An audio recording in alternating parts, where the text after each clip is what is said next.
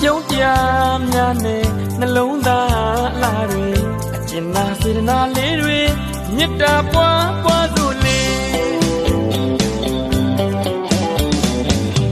မင်္ဂလာရှိသောရက်မြတ်ခါပဲကြက်တီရှိသောနေမြတ်ခါပဲနန္ဒတတဝါတွေကြမ်းမာကြမ်းပါစေ